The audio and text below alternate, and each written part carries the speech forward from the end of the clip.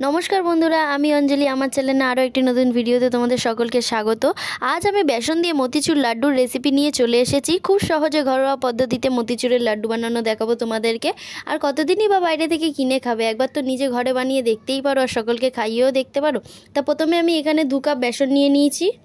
আমি এখানে সামান্য নুন দিয়ে নিয়েছি। তো নুনটা না দিলেও চলে, কিন্তু সামান্য একটু নুনটা দিয়ে দিলে টেস্টটা একটু ভালো আসে।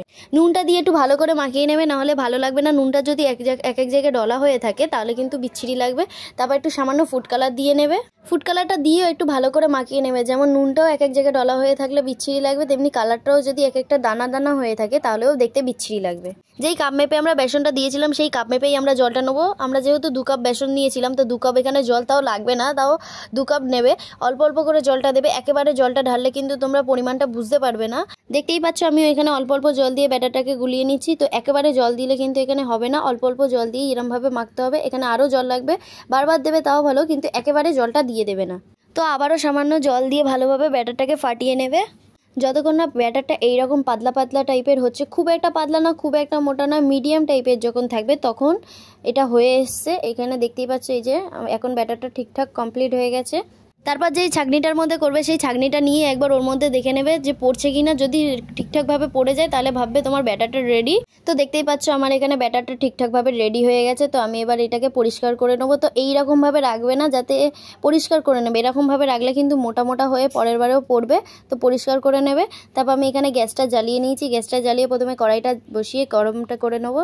তারপর ওর মধ্যে অনেকটা পরিমাণে তেল দেবো। অল্প এখানে তেল দিলে হবে না, এখানে অনেকটা পরিমাণে তেলটা লাগবে। এখানে তেলটা তারপর হাত দিয়ে দেখে নেবো গরম হয়েছে। তাও যদি বুঝতে না পারো তাহলে একটু একটু ওই ব্যাটারটা এর মধ্যে দিয়ে দেখবে। যখন দেখছো ওটা গরম হয়ে গেছে তেল, তখন এবার ওই ছাঁকনিটা দিয়ে এবার আমরা ওর মধ্যে ছাঁকনিটার মধ্যে দেবো। যেভাবে প্রসেসটা দেখাচ্ছি সেইভাবেই করবে। তো ছাঁকনিটা একটু কড়াইয়ের থেকে উঁচুতে রাখবে যাতে তেল না ছিটে আসে। দেখতেই পাচ্ছ এখান থেকে ব্যাটারটা কি সুন্দরভাবে পড়ছে। তো খুব তাড়াহুড়ো করে করবে না, আস্তে আস্তে ধীরে ধীরে করবে। এরপর গ্যাসটাকে খুব লো ফ্লেমে দিয়ে এইভাবে হালকা হালকা করে নাড়িয়ে ভাজতে থাকবে। তো দেখতেই পাচ্ছ এখানে আমার ভাজাটা হয়ে গেছে। তো একটা ছাঁকনির মাধ্যমে এগুলো হালকা হালকাভাবে তুলে নেবে।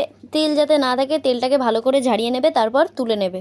তো দেখতেই পাচ্ছ এখানে একটু বড় বড় হয়েছে, যেহেতু আমার ছাকনাটা একটু বড় টাইপের ছিল ওই জন্য এরকম বড় বড় হয়েছে। তোমরা যত পারো একটু ছোট টাইপের হলে দেখতে ভালো হবে, সুন্দর হবে। তো এইভাবে একই প্রসেসে আবারও এরমভাবে ভেজে নেবো।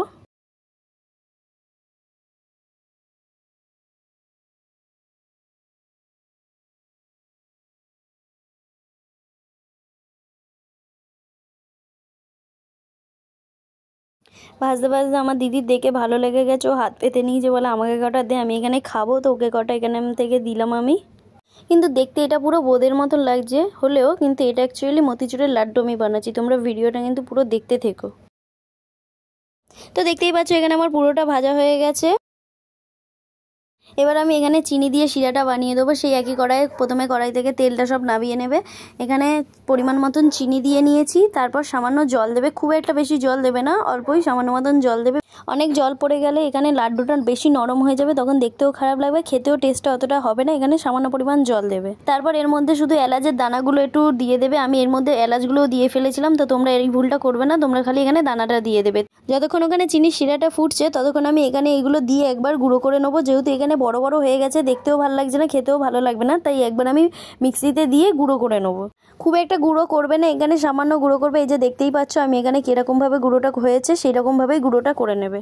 এদিকে আমাদের চিনির শিরাটা ফুটে গেছে, এর মধ্যে সামান্য পরিমাণে ফুড কালার দিয়ে দেবে। ভালো করে মিশিয়ে দিয়ে আবারও কিছুক্ষণ ফোটানোর জন্য রেখে দেবে। তো লাড্ডুর জন্য এখানে আমার চটচটে শিরা লাগবে, খুব একটা গাঢ় শিরা লাগবে না, আমার এখানে চটচটে শিরা লাগবে। তো আমার এখানে শিরাটা রেডি হয়ে গেছে।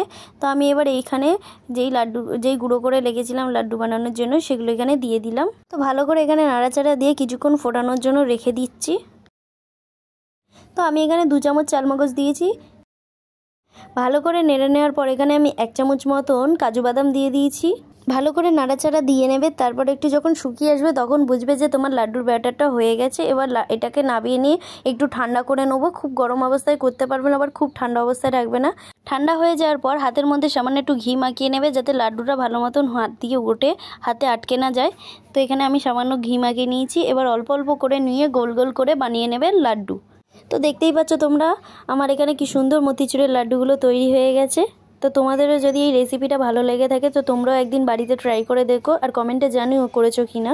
আর তোমরা আমাকে কমেন্টে জানিও লাড্ডুটা কেমন হয়েছে। তো আজকের ভিডিওটা আমি এই পর্যন্ত রাখছি। যদি ভালো লেগে থাকে তো একটা লাইক কমেন্ট শেয়ার করে দিও। আর যারা চ্যানেলে নতুন আসছো, নতুন ভিডিও দেখছো, তারা চ্যানেলটাকে সাবস্ক্রাইব করতে ভুলো না।